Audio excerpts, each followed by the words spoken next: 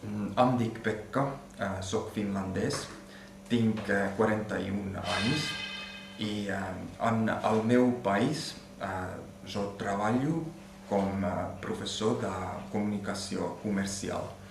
Ara estic aquí a Barcelona perquè acostumo a passar les meves vacances aquí i vull aprendre la llengua catalana.